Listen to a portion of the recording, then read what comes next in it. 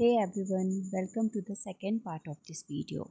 तो अगर आपने फर्स्ट पार्ट देखा होगा तो फर्स्ट पार्ट में हमने क्वेश्चन नंबर 1 से लेके 4 तक कवर किया है and without wasting our time हम यहाँ क्वेश्चन नंबर 5 से स्टार्ट कर रहे हैं। तो क्वेश्चन नंबर 5 जो है दैट इज़ हैंड रब से आप क्या समझते हैं और ये कैसे किया जाता है। तो इफ़ यू टॉकिंग अबाउट कि हैंड वॉशिंग क्या है एंड हैंड रब क्या है ना, तो they both are different things.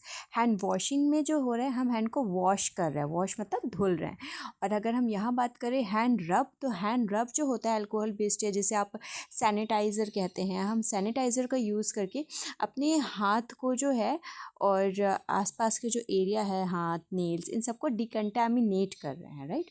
तो ये भी दो टाइप के होते हैं, एक होता है जनरल हैंड रब and second is surgical hand रब। तो जो जनरल हैंड रब होता है इसकी जो टाइमिंग होती है ये 20 to 30 सेकेंड्स होती है। सो हैंड रब के लिए जो प्रोसीजर है उसके लिए you have to keep in your mind कि आपने हैंड वॉशिंग कैसे करे थे। अगर आपको हैंड वॉशिंग के स्टेप याद है तो आपको हैंड रब में ऐसा कुछ भी नया नहीं है। सो हैंड रब के लिए जो प्रोसेस है वो स्टार्ट करने के लिए सबसे पहले हमें अपनी हथेली में लेना है सैनिटाइज़र या alcohol based solution. Alcohol based solution लेने के बाद जो है हमें अपनी हथेलियों को रब करना है। हथेलियों को रब करने के बाद जो है अपनी जो हाथ है उसकी बैक साइड पे हमें रब करना है। बैक साइड पे रब करने के बाद जो उंगलियों के बीच का हिस्सा होता है उसको रब करना है। उसको रब करने के बाद हथेली की जो उंगलियां हैं उनको जब हम इंटरलॉकिंग कहते हैं, इंटरलॉकिंग करना है। इंटरलॉकिंग के बाद जो है वो हमें अंगूठे को रब करना है। अंगूठे को रब करने के बाद उंगलियों को रोटेशन मोड पे बैकवर्ड और फॉरवर्ड जो है वो रब करना है। और एक चीज़ जो मैं आपको स्टार्टिंग में बताना भूल गई वो ये था कि जो हमें इनिशियली जो वो अल्कोहल बेस्ड सोल्यूशन या सैनिटाइज़र लेना है उसकी मात्रा होगी 5 ml। ठीक है, 5 ml हमें स्टैंडर्ड ये लेके चलना है। So the second type of hand रब इज़ सर्जिकल हैंड रब, जो कि टाइम लेता है 60 सेकेंड का। और इसके लिए हमें कुछ बातें ध्यान रखनी होती हैं, जो कि ये है कि पहले हमारा जो हैंड है वो क्लीन और ड्राई होना चाहिए। और अगर आपका हैंड क्लीन या ड्राई नहीं है, उसमें कोई फ्लूइड या पाउडर लगा हुआ है, तो सबसे पहले हम सर्जिकल हैंड वॉश करना है, उसके बाद हमें सर्जिकल हैंड रब करना है हैंड को ड्राई करने के बाद। सो सर्जिकल स्टेप के लिए हमें करना क्या है, हमें करना ये है कि हमें सबसे पहले लेना है 5 ml अल्कोहल बेस्ड हैंड रब। ठीक है, उसके बाद हम बाएं हाथ की हथेली से लेकर दाएं हाथ की जो फिंगर टिप है पहले मतलब अपने नेल्स को डिकंटामिनेट करेंगे। फिर उसके ही सहारे हम जो है अपने दाएं हाथ की कोहनी पर रोटेशन मोशन पे फैलाते हुए बाएं हाथ का जो स्किन एरिया है उसे कवर करते हैं। और सेम स्टेप हम दाएं हाथ के लिए भी फॉलो करते हैं। देन इसके लिए हमने 5 ml हमने दाएं हाथ के लिए, 5 ml हमने बाएं हाथ के लिए लिया। और इसके बाद जो थर्ड स्टेप है उसमें हमें वापस से 5 ml अल्कोहल बेस्ड सोल्यूशन लेंगे। और उसके बाद जो हमारी जनरल हैंड रब की स्टेप थी, जो हमने 6 स्टेप की है अभी पहले जनरल हैंड रब की, वही स्टेप हमें यहाँ कर लेनी है। मतलब पहले हमें लेफ़्ट और राइट दोनों हैंड के लिए कर लेना है ये नेल कंटामिनेशन और स्किन एरिया जो है उसको रोटेशन मोशन पे। उसके बाद हमें क्या फॉलो करना है, अपनी जनरल जो हमने हैंड रब करी थी वो। इस तरह हम लोग 15 ml 5 एंड 5 ml जो अल्कोहल बेस्ड सोल्यूशन लेके हमें सर्जिकल हैंड रब ये कर लेंगे। एंड ये कितना टाइम लेगा, 60 second. And the next question is surgical scrub क्या है और यह कब किया जाता है। तो सर्जिकल जो स्क्रब है ये एक विशेष और काफ़ी स्ट्रिक्ट प्रोसेस है, जिसे डॉक्टर, सर्जन या ऑपरेशन थिएटर के जो स्टाफ हैं वो ऑपरेशन से पहले अपने जो हैंड है और जो बाँह है ना उसको जर्म फ्री बनाने के लिए करते हैं, मतलब जर्म फ्री करने के लिए करते हैं। इसके प्रोसेस के लिए सबसे पहले हमें कुछ प्रिपरेशन करनी होती है। प्रिपरेशन ऐसी है कि अपने जो नेल्स हैं वो छोटे और साफ़ होने चाहिए। किसी भी टाइप के ऑर्नामेंट्स लाइक रिंग या वॉच नहीं पहनने चाहिए इस टाइम पे। और स्क्रब एरिया में प्रवेश करने से पहले हैंड वॉश करना चाहिए। और अब जो स्टेप्स हैं सर्जिकल स्क्रबिंग की वो इस टाइप की है कि इसमें सबसे पहले अपन को हैंड वॉश करना है। देन अपने जो नाखून है उनको साफ़ करना है। देन हाथ से कोहनी तक की स्क्रबिंग करनी है, जो लगभग 2 से 3 मिनट तक होगी। और इसके बाद हैंड को साफ़ करने के बाद हाथ को नीचे से ऊपर की ओर पानी की ओर बहने दें, ताकि हाथ जो साफ़ पानी है वो कोहनी की ओर से नीचे बह जाए। Then the fourth step is हाथ सुखाना और ग्लव्स पहनना। तो और इसका जो मेन पर्पस होता है ये होता है कि ये किसी भी टाइप के जो इन्फेक्शंस होते हैं उनसे बचाना, और ऑपरेशन जो एरिया है, जो ऑपरेट जहाँ करेंगे आप पेशेंट्स को, वो स्टरलाइज रहे, और जो पेशेंट है उसकी भी सेफ्टी के पर्पस से। तो सर्जिकल स्क्रबिंग की जो प्रोसेस है ये 5 से 10 मिनट की होती है, और इसका मैं एक वीडियो अटैच कर रही हूँ, आप ये वीडियो देखिए, मे बी ये आपके लिए हेल्पफुल हो।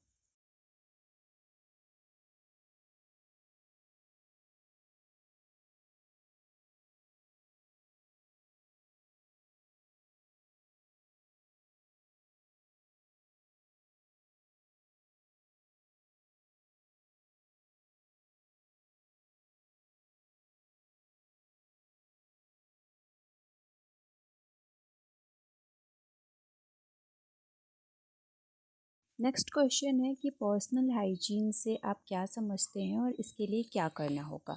तो पर्सनल हाइजीन को ही हम हिंदी में व्यक्तिगत स्वच्छता कहते हैं, और ये हमारे शरीर को साफ और कीटाणु रहित बनाने की आदतों और प्रक्रियाओं के लिए एक बहुत ही महत्वपूर्ण, मतलब बहुत ही इम्पॉर्टेंट पार्ट है।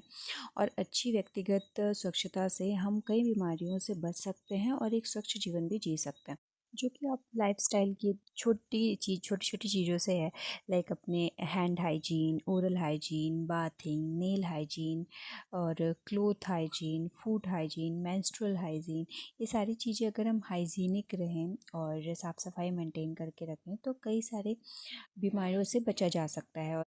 अगला सवाल है कि ऑक्यूपेशनल हैज़ार्ड से आप क्या समझते हैं। तो ऑक्यूपेशनल हैज़ार्ड जिसका मतलब है जो वर्क प्लेस है उससे जुड़ी हुई हानियाँ, मतलब उससे क्या इफ़ेक्ट पड़ रहा है, क्या हानियाँ हो रही हैं, क्या जोखिम हो रहे हैं, उनकी बात की गई है। तो मेडिकल क्षेत्र में अगर हम इसकी बात करें तो ये जोखिम और हानियाँ जो होती हैं वो जितने भी मेडिकल फील्ड से रिलेटेड जो भी स्टाफ हैं या स्वास्थ्यकर्मी, जो डॉक्टर्स, नर्सेज, लैब टेक्नीशियन और अदर जो भी एम्प्लॉयज़ हैं, उनके लिए जो कार्यस्थल है वहाँ पे जो मेनली जो होती हैं ऑक्यूपेशनल हैज़ार्ड, वो बायोलॉजिकल, फिज़िकल, केमिकल, साइकोलॉजिकल और रेडिएशन हैज़ार्ड्स होते हैं। तो पहला जो टाइप है वो है फिज़िकल हैज़ार्ड। फिज़िकल हैज़ार्ड जैसे कि नाम से स्पष्ट है कि शारीरिक नुकसान पहुंचाने वाला जो भी फैक्टर होगा वो होगा फिज़िकल हैज़ार्ड में। तो इसके एग्जांपल है जैसे शोर होता है ऑपरेशन थिएटर्स में मशीनों के, और जैसे टेम्परेचर में बहुत अधिक बदलाव से भी जो हैज़ार्ड्स होता है उसे फिज़िकल हैज़ार्ड के अंदर रखा गया है। दूसरा जो है वह है केमिकल हैज़ार्ड। केमिकल हैज़ार्ड में जैसे दवाइयाँ या कीटनाशकों या अदर कोई केमिकल्स की वजह से अगर कोई नुकसान हो रहा है, कोई हैज़ार्ड हो रहा है, तो उसको हम केमिकल हैज़ार्ड में रखेंगे। इसके एग्जांपल हैं जैसे सर्जिकल क्लीनर, फिनाइल, क्लोरीन। कुछ लोग होते हैं जिनको इससे एलर्जी होती है। लाइक अगर आप सोडियम हाइपोक्लोराइड ही हॉस्पिटल में काफ़ी यूज़ होता है, बट अगर सोडियम हाइपोक्लोराइड का कंसनट्रेटेड फॉर्म में आप उसको स्मेल कर लोगे तो आपका सर चढ़ जाएगा। तो यही सब, और इसके अलावा भी कई लोगों को इससे सांस लेने में दिक्कत भी होने लगती है, एलर्जी होती है, और अदर केमिकल्स जैसे स्किन में भी एलर्जी हो सकती है। तो ये सारे टाइप के ये सब केमिकल हैज़ार्ड्स में आ जाएंगे।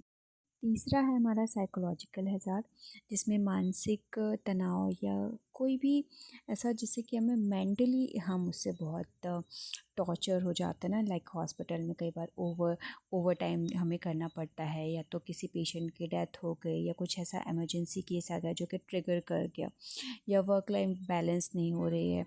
तो ये सारे डिप्रेशन और इस टाइप की टेंशन से जो हमें नुकसान हो रहा है वो सारी चीज़ें क्या हो जा रही है, साइकोलॉजिकल हैज़ार्ड में चली जा रही है।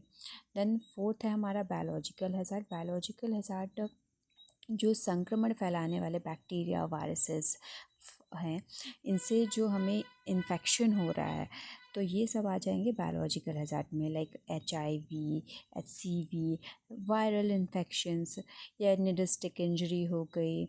और मरीजों का देखभाल करते समय कई बार हमें हॉस्पिटल एक्वायर्ड इन्फेक्शन हो सकता है। तो ये सब क्या बायोलॉजिकल हैज़ार्ड में आएगा। और पांचवा है रेडिएशन हैज़ार्ड, जो कि हॉस्पिटल में आप जानते हो कि X-ray, CT scan, radiotherapy, nuclear medicine जैसे कई सारे टेक्नोलॉजीज़ का यूज़ होता है, जिसमें आयोनाइजिंग रेडिएशन और नॉन आयोनाइजिंग रेडिएशन का यूज़ होता है। और ये सारे रेडिएशन ही जो है ये रेडिएशन हैज़ार्ड कॉज करते हैं, जिसके कारण कई सारे टाइप की प्रॉब्लम्स जैसे सर दर्द, उल्टी, बॉडी में किसी एलर्जी, ये सारी टाइप की चीज़ें होने लगती हैं। तो काफ़ी हद तक अगर हम अपने वर्क प्लेस पे 5S को मेंटेन करके रखें तो काफ़ी सारे हैज़ार्ड से ये बचा जा सकता है। तो 5S हमने पार्ट 1 पे कंप्लीट किया है, आप वहाँ से रेफ़र कर सकते हो इसे। तो नेक्स्ट क्वेश्चन पे आते हैं। नेक्स्ट क्वेश्चन है PP से आप क्या समझते हो और इसका क्या महत्व है। तो PP की बात करें तो PP का फुल फॉर्म होता है पर्सनल प्रोटेक्टिव इक्विपमेंट, जिसे हिंदी में व्यक्तिगत सुरक्षा उपकरण भी कहते हैं।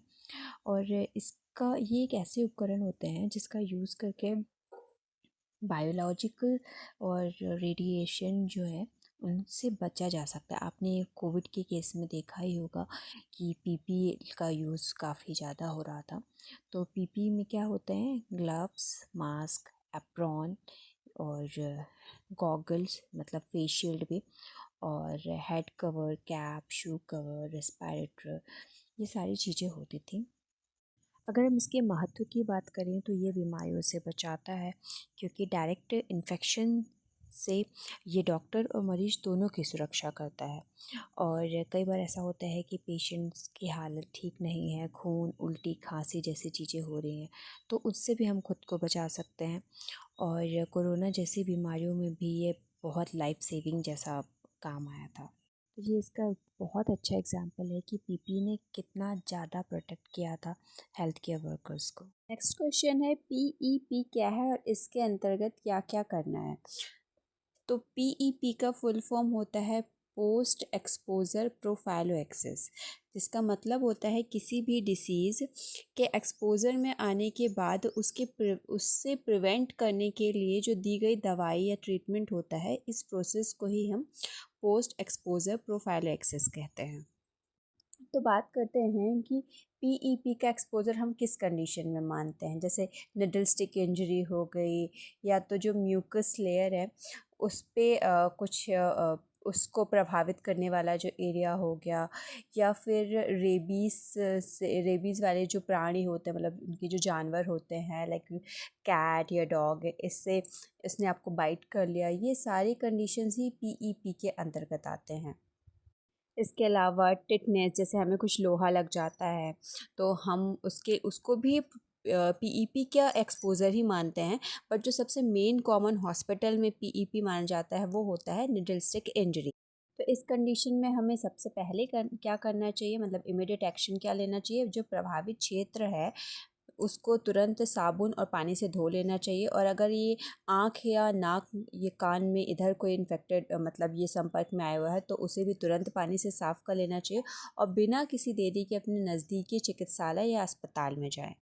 तो 10 मिनट तक आँखों और जो इन्फेक्टेड एरिया है उसको धुलने के बाद, साफ़ करने के बाद, सबसे पहले जो काम हमें करना है वो है HIV और HbA1c का टेस्ट करवाना है पेशेंट का। HIV का टेस्ट करवाने के बाद निगेटिव होने की कंडीशन में भी हमें 28 दिनों तक, अगर ये HIV के केस के लिए एंटी रेट्रोवायरल जो मेडिसिन हैं वो दिए जाएंगी तो हमें वो लेना है। और हेपेटाइटिस B के केस में वैक्सीन और हेपेटाइटिस B इम्यूनोग्लोबिन हमें लेना है। रेबीज़ के केस में सेम 4 to 5 डेज़ का टीकाकरण और रेबीज़ इम्यूनोग्लोबिन लेना है। और अगर ये टिटनेस के केस में है तो टिटनेस में टिटनेस टॉक्साइड वैक्सीन लेना है। और इसमें ध्यान रखने के लिए जो बात वो ये है कि 72 घंटे के भीतर ही हमें ये सारा एक्शन लेना है। लाइक अपनी टेस्टिंग करवानी है, मेडिसिन्स लेनी है, मतलब PEP लेनी है। और HIV के केस में जो 28 दिनों की एंटी रेट्रोवायरल दवाइयाँ दी जा रही है ये प्रॉपर लेनी है। और एक्सपोज़र जिस दिन हुआ था उसके 3 महीने बाद हमें वापस से हॉस्पिटल जाना है और अपनी HIV HbA1c की जाँच वापस से करवानी है।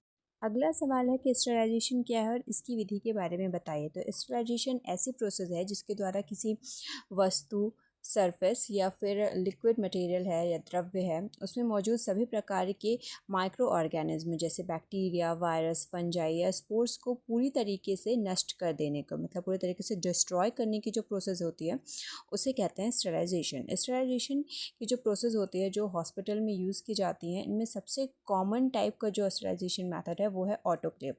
और जो ऑटोक्लेव है ये फिज़िकल स्टरलाइजेशन मेथड पे काम करता है और ये स्टीम अंडर प्रेशर पे काम करता है जिसमें 121 डिग्री सेल्सियस पर 15 psi पर 15 मिनट के लिए रखा जाता है।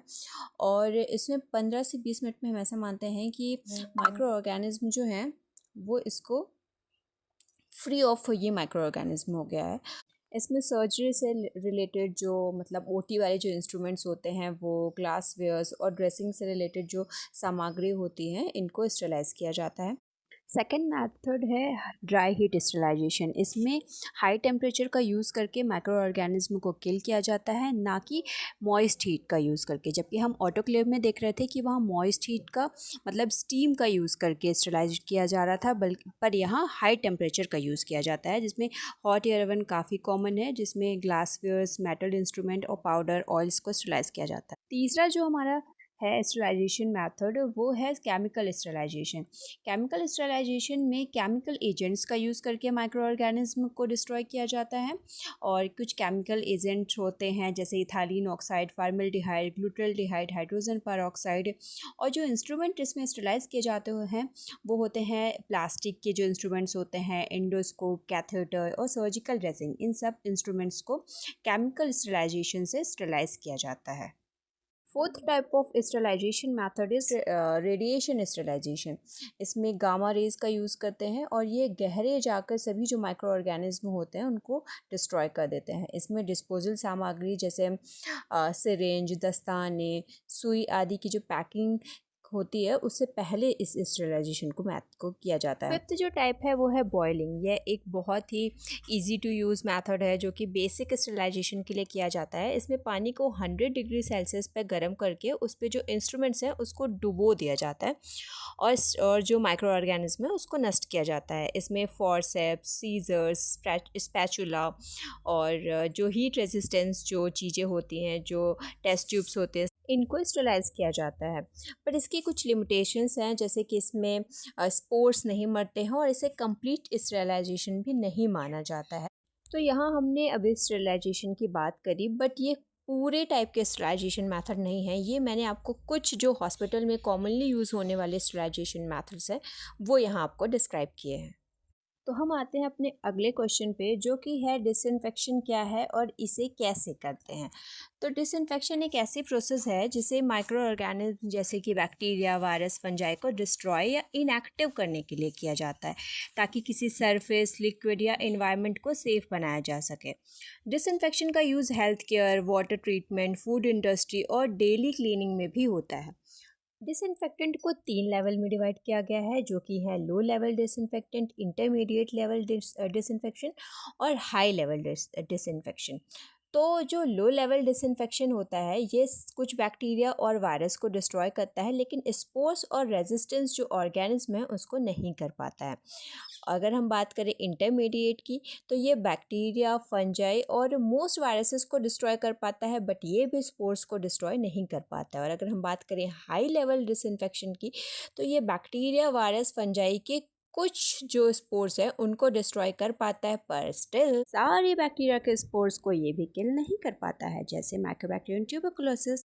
और यही रीज़न है इसके लिमिटेशन की, मतलब डिसइंफेक्शन की जो वो होती हैं, लिमिटेशंस होती हैं, वो यही होती हैं कि ये हमेशा स्पोर्स को किल नहीं कर पाता है और ये स्टरलाइजेशन की तरह इतना पावरफुल मेथड नहीं माना जाता। तो जो हाई लेवल डिसइंफेक्टेंट है ये एक बहुत ज़रूरी प्रोसेस है जो कि प्रॉपरली क्लीन्ड जो इंस्ट्रूमेंट है उनको माइक्रो फ्री बनाता है, जिससे ह्यूमन बॉडी को सेंसिटिव एरियाज़ के कांटेक्ट में लाया जा सके, जैसे कि एंडोस्कोप और रेस्पिरेटरी जो थेरेपी इंस्ट्रूमेंट्स होते हैं, एनेस्थीसिया इक्विपमेंट, वेजाइनल प्रोब्स और रीयूजेबल जो थर्मामीटर होते हैं, इन सब को हाई लेवल डिसइंफेक्टेंट से डिसइंफेक्ट किया जाता है। इसके कुछ एग्जांपल्स यहाँ दिए गए हैं। 2% ग्लूटाल्डिहाइड, हाइड्रोजन परऑक्साइड, OPA। आगे के और क्वेश्चंस के लिए हम मिलते हैं पार्ट 3 में। और if you like this video and अगर आपको ये हेल्पफुल लगा तो please subscribe the channel and hit the like button. Thank you.